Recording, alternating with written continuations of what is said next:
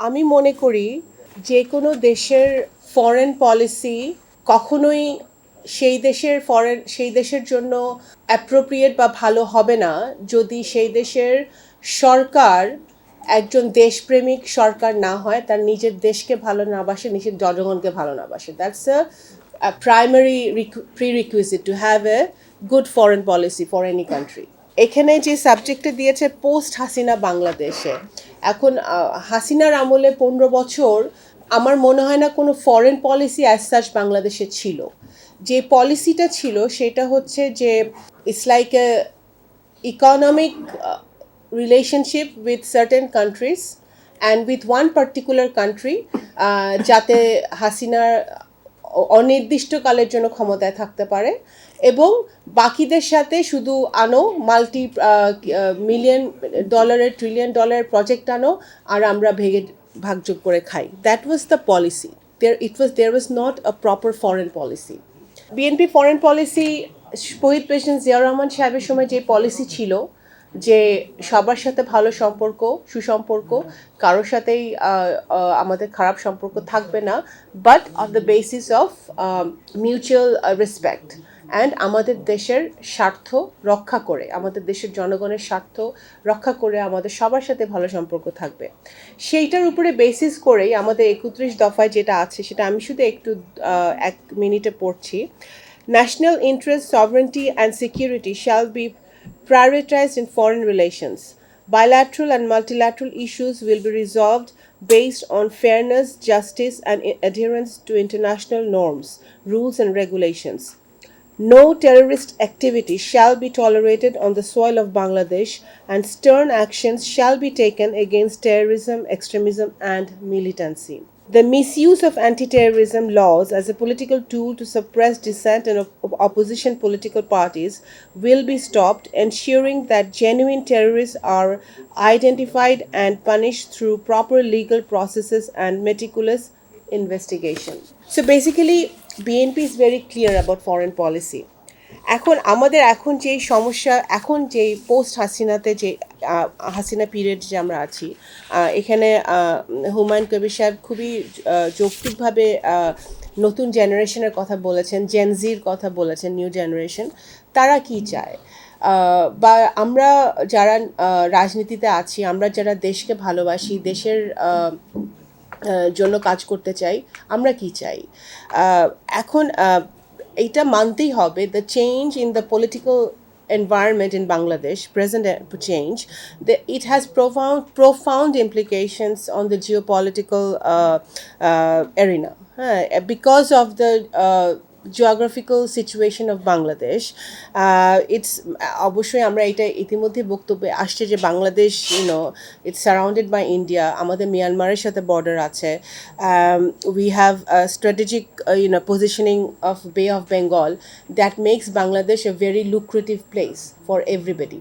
এখন ইন্ডিয়া চায়নার মধ্যে যেই যুদ্ধ, সেই যুদ্ধের মাঝখানে বাংলাদেশ আছে এবং ইন্ডিয়া যত বেশি এখন post Hasina, India is more worried about China's expansion on maritime, তাদের যে ম্যারিটাইমে তাদের যে এক্সপ্যানশন, এই রিজনে তাদের যে এক্সপ্যানশন, সেটা নিয়ে ভারত খুবই চিন্তিত। তো ভারতের চিন্তা নিয়ে তো আমাদের মাথা ব্যথা নাই, বাট আমাদের দেখতে হবে যে আমাদের ভালোটা কিসে। আমরা দেখেছি রিসেন্টলি নেপালের যে প্রাইম মিনিস্টার তা চায়নার সাথে একটা নতুন চুক্তি করেছে, ইনফ্রাস্ট্রাকচার নিয়ে ডিল করেছে। মালদ্বীপসের প্রাইম মিনিস্টার এই গত বছরই ইন্ডিয়ান আর্মিকে বলেছে তোমরা ইউ ক্যান গো, লিভ, মে মাসে গত বছর। সো বেসিক্যালি আমাদের স্ট্যান্ডটা হবে যে আমি যেটা মনে করি যে এই জিও পলিটিক্সের ক্ষেত্রে যে ভারত, চায়না বা আরও যারা যারা স্টেক হোল্ডার আছে তাদের সাথে আমাদের সবার সাথে সুসম্পর্ক আমাদের থাকতে হবে। বিকজ একজন আপনার নেইবারের সাথে যদি আপনি ঝগড়াও করতে যান, তার সাথে একটা সম্পর্ক লাগে। আপনার পাশের বাড়ির লোকের সাথে যদি ঝগড়া করতে হয়, তা সেটার জন্য একটা মিনিমাম ওয়ার্কিং রিলেশনশিপ লাগে, না তা না হলে আপনি পারেন না। তো অবশ্যই আমাদের সম্পর্ক থাকতে হবে, কিন্তু হাসিনার ভারতে থাকাটা এবং হাসিনার কিছু লোকজনের এখন ভারতে থাকাটা এবং ভারতে বসে বসে বাংলাদেশে উস্কানিমূলক কথাবার্তা ফেসবুকে বলাটা ভারত আর বাংলাদেশের সম্পর্কটাকে উন্নয়নের দিকে নিবে না। তো সেই ক্ষেত্রে অবশ্যই আমি সবসময় এটা আমি বলি, এখনও বলছি যে দিল্লিকে ডিসাইড করতে হবে বাংলাদেশের ব্যাপারে তাদের ফরেন পলিসি কী হবে। তারা 15 বছর ধরে একজন ব্যক্তি একটি দলের সাথে তাদের পলিসি ছিল। এখন এই যে ডিপ্লোমেসি মানেই people to people relationship, country to country relationship, এইটা ভারতের সাথে আনফর্চুনেটলি বাংলাদেশে কখনো ছিল না।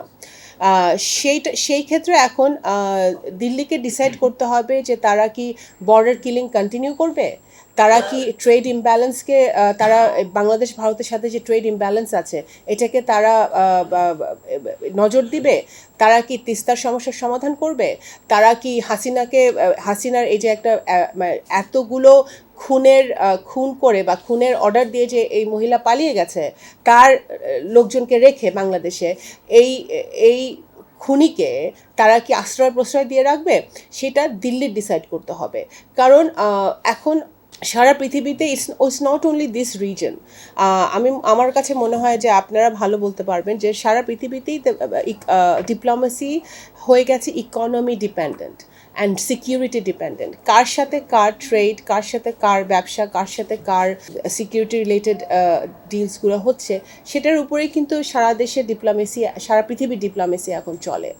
এখন যুক্তরাষ্ট্র বা West has always been an important trade partner or partner advocating for democracy and human rights বাংলাদেশে।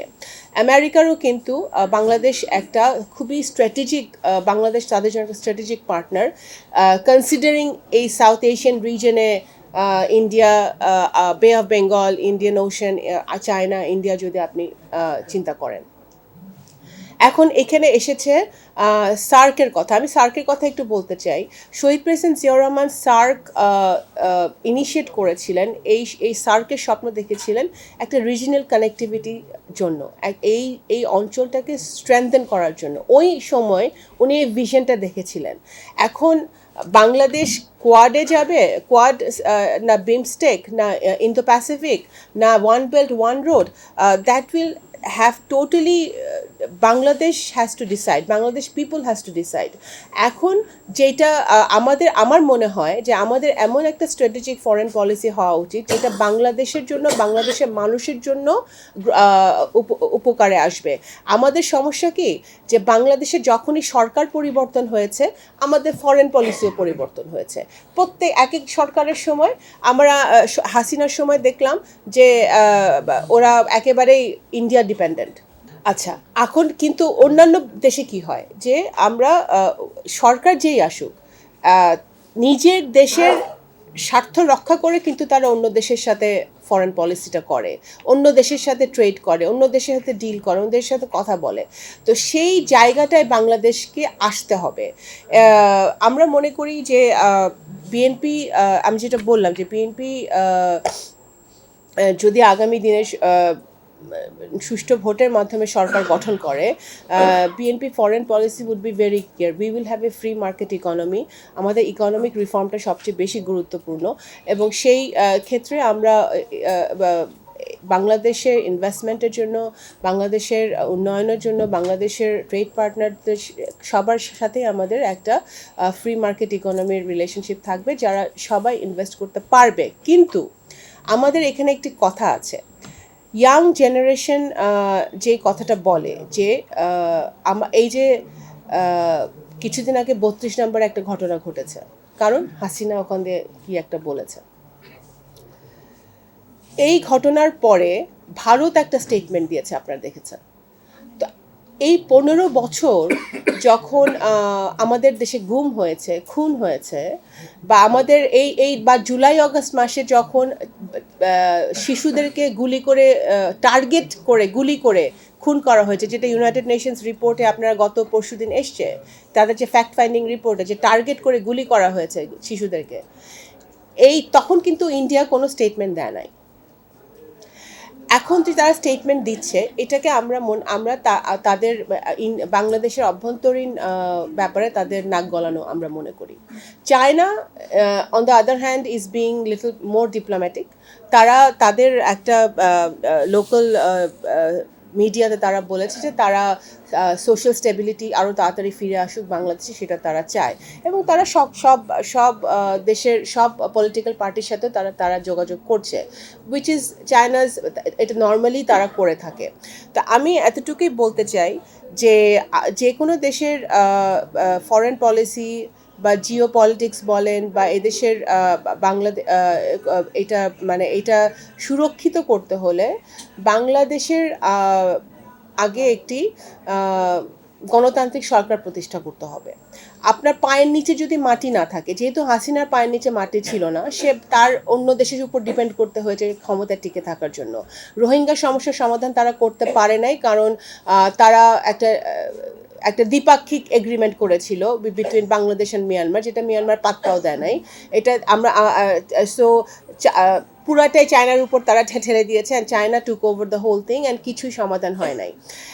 কিন্তু আমরা দেখেছি যে বিএনপির সময় বারবার রোহিঙ্গার সমস্যার সমাধান কিন্তু শহীদ প্রেসিডেন্ট জিয়াউর রহমান সাহেবের সময় হয়েছে, বেগম খালেদা জিয়ার সময় সাকসেসফুলি হয়েছে, কারণ আমরা শুধু জাতিসংঘ না, উই হ্যাড এ ট্রাইপার্ট্রিট এগ্রিমেন্ট আমাদের সময়। জাতিসংঘ ওই এগ্রিমেন্টের একটা বিরাট স্টেক হোল্ডার ছিল, এবং আমরা মুসলিম দেশগুলোকেও এই রোহিঙ্গা সমস্যা সমাধানে ওদের সহযোগিতা আমরা আনতে পেরেছিলাম। এবং চায়না, ইন্ডিয়া সবাইকে আমরা যথেষ্ট পরিমাণে প্রেশার দিতে পেরেছিলাম, যেটা হাসিনা সরকারের দেওয়া সম্ভব হয় নাই, কারণ তাদের জনগণের কোনো সমর্থন ছিল না। তো সুতরাং আমাদের জিও পলিটিক্স বলেন, আসিয়ান কান্ট্রিজ বলেন, বা গ্লোবাল রাজনীতিতে বাংলাদেশের অবস্থান বলেন, বাংলাদেশকে একটি মানে সত্যিকার অর্থে একটি উন্নয়নশীল দেশে পরিণত করতে হলে ওই হাসিনার মতো ফিকটিশিয়াস ডেটা দিয়ে, একটি নকল ডেটা দিয়ে যে আমরা যে এলডিসিতে যাব, এটাও এখন বাংলাদেশ কিন্তু আরেকটা বিপদের মুখোমুখি হবে এখন। কারণ ওর পুরা সংখ্যাগুলোই ছিল একটা বায়বীয় সংখ্যা।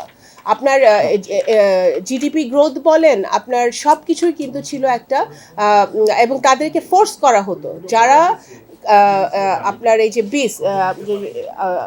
সরকারি যে সংস্থাটা ছিল তাদেরকে ফোর্স করা হতো এজেন্সি থেকে যে এই ডেটাগুলো প্রডিউস করতে, যাতে সে দেখাইতে পারে সে অনেক উন্নয়ন করতেছে। এই উন্নয়ন করে সে 15 বছরেও যে তার যে নোবেল পাওয়ার আশা সে পূরণ করতে পারে নাই। হ্যাঁ, তো এখন সেই বাস্তবতায় আমরা কিন্তু এই পোস্ট হাসিনা আমাদের সুযোগ হয়েছে নতুন বাংলাদেশের নতুন প্রজন্মর আশা আকাঙ্ক্ষা যদি বাস্তবায়ন করতে হয়, তাদের স্বপ্নকে যদি বাস্তবায়ন করতে হয়, তাহলে দেশপ্রেমের জায়গা থেকে, প্যাট্রিয়টিজমের জায়গা থেকে, জনগণের স্বার্থের জায়গা থেকে আমাদের প্রত্যেকটা দেশের সাথে সম্পর্ক হওয়া উচিত, এবং ফরেন পলিসি ওইভাবেই হওয়া উচিত।